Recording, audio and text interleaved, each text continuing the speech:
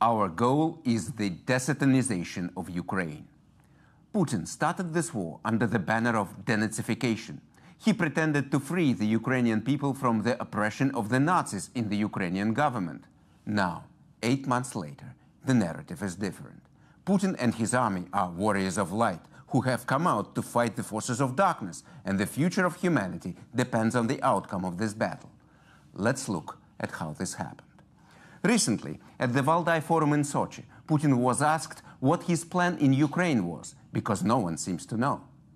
You and other Russian officials have repeatedly said that the special operation is going to plan, but people aren't really sure what the plan actually is. So what's the plan? Putin replies, Donbas, our goal is to help Donbas. Quite modest, isn't it? Putin needs a break.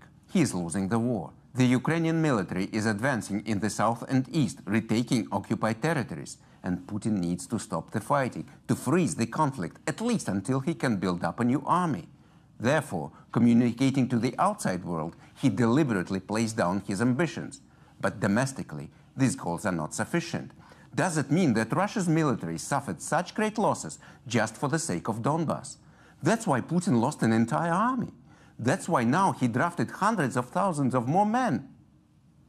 Inside Russia, this cannot be the reason for the first mass mobilization since World War II. Mobilization brought the war to everyone's doorstep. It means it's serious. It means it's about defending the motherland. The Russian sociological project Extreme Scan confirms this. Since the start of mobilization, public opinion has changed its attitude towards the war. Previously, respondents' answers to open-ended questions were dominated by rhetoric related to actions on the territory of Ukraine, protection of the Russian-speaking population of the LPR and DPR, denazification, demilitarization, overthrowing Ukrainian authorities, the capture and return of Russian territory, or saving Ukrainians. Now they respond with more defensively minded actions. Protection, and this was the most common word used in response to open-ended questions, of the homeland from Ukraine, NATO and the West, to stop the war, end it quickly, and support the army. So what is needed is a heroic mentality. People must believe that this is another great patriotic war, just like World War II. The Great Patriotic War version 2.0 is what the manuals handed out to the drafted men call it. The same instructions were given to television channels. This is no longer just a special military operation, but a people's war with NATO, which wants to destroy Russia. Yet, there is a problem. Russia has fought two people's wars, in 1812, when Napoleon invaded Russia, and in 1941, when it was invaded by Nazi Germany. By default, people's war is a defensive war. But no one is attacking Russia. On the contrary, it is Russia that has invaded Ukraine and is bombing Kiev. That is why the authorities of the frontline Russian regions are pretending to be preparing for war at home. In the Kursk region bordering Ukraine, bomb shelters are being erected. Near Belgorod, which is 40 kilometers from the Ukrainian border, anti-tank fortifications are being erected. This is entirely pointless, doesn't make any sense. Neither NATO nor Ukraine intends to send tank divisions to Russia. This is pure PR. Propaganda sends the scary message. This is what will happen if Russians show any weakness. Это экзистенциальная война. This is an existential war. We are moving into a people's war. This isn't a situation where you can end up with a draw. And let's agree that no one is going to negotiate with us. As soon as they sense any weakness from us, if they suddenly sense any weakness, they'll throw everything they have at us. But this PR is not enough, not entirely convincing. Why is this war an existential threat? What does it mean to show weakness? A people's war is when everyone feels like they are part of the effort, explains Sergei Kiriyenko. 20-something years ago, in a previous era, he was prime minister and the leader of pro-Western Liberal Party. Now he is a high-ranking Kremlin official and the political manager of occupied Ukrainian lands. No one should be left out, he says. In other words, everyone should support Putin. How can they win? Only by dividing us. Only if someone living in Ural believes that defending the rights of Donbas residents isn't their problem. If that person believes that the problems of Donbas don't concern someone living in Ural or the Far East, if they think, it's their problem, I can keep living like I usually would, and it will never concern me. The war will reach everyone, and the Kremlin will make sure of that. People joke on Twitter in Russia, yachts and mansions are private, but when it comes to war, it's a people's war. In reality, it is not a people's war, it's a semi-people's war, just the same as Putin calling for limited mobilization and declaring a partial martial law.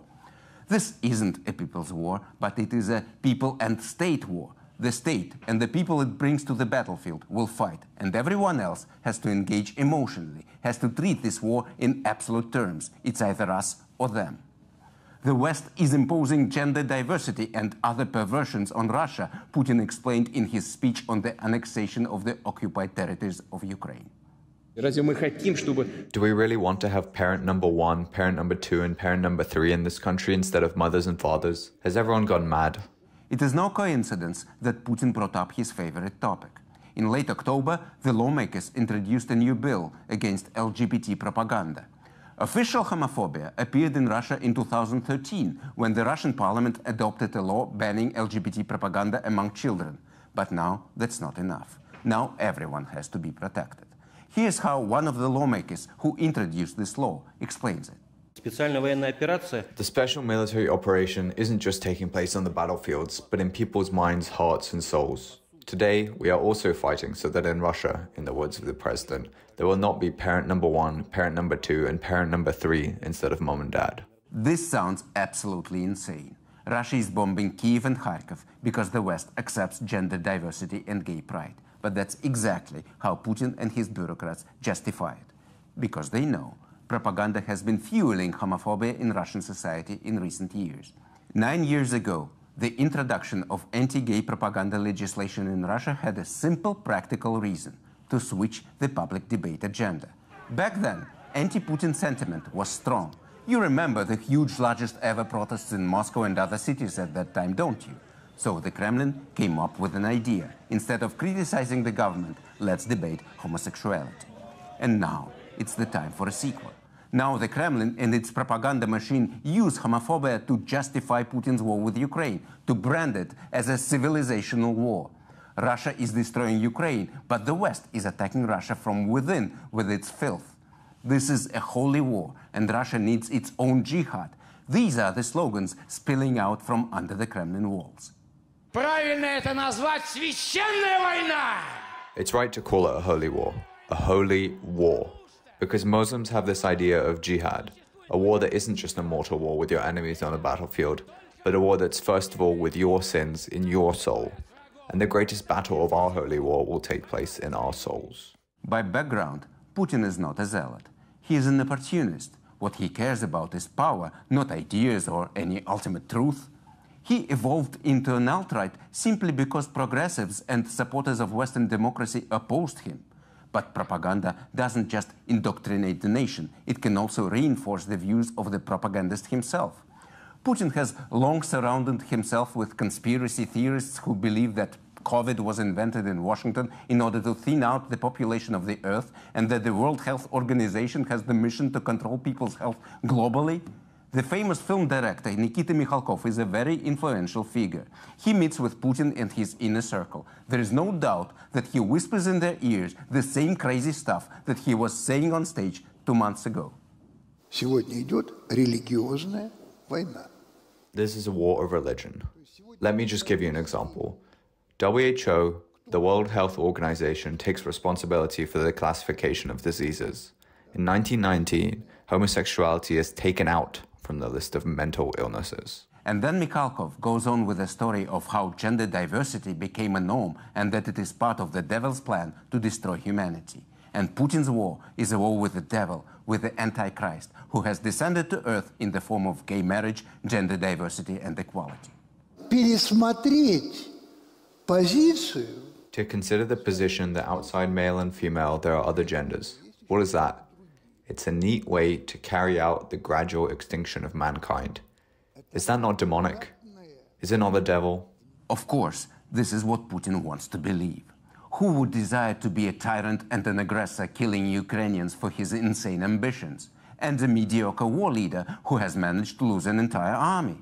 Isn't it much more pleasing to be a warrior of light who fights demons from the underworld in a battle in which the future of mankind is at stake? That is how a wild conspiracy theory becomes a political platform. There, on the same stage, Mikhalkov goes, "This is a war on Satanism," and Putin used the same words when announcing the annexation of the occupied Ukrainian territories. Battle with Satanism. That's why he's taking Donbass together with Kherson and Zaporizhia. Это вызов всем. It's a challenge to everyone. This complete denial of humanity, rejection of faith and traditional values, and suppression of freedom has the religious characteristics of unabashed Satanism. Following Putin's footsteps, the state machine renews its agenda. Russia fights Satan. The future of humanity is at stake, as if Putin's war with Ukraine were another comic book from the Marvel universe. Before our eyes, Putin and his officials evolve into a cult, a fringe sect, a team of fanatics. They reject the world around them. They seem to be ready for its violent end. In their war with the Antichrist, it doesn't matter which side is pure evil. What matters is they expect the apocalypse. 8 months ago, Putin wanted to overthrow Zelensky in 3 days, but something went wrong. Now, for him, it is a holy war with the whole world, a matter of life and death for humanity, and his hand is on the nuclear button.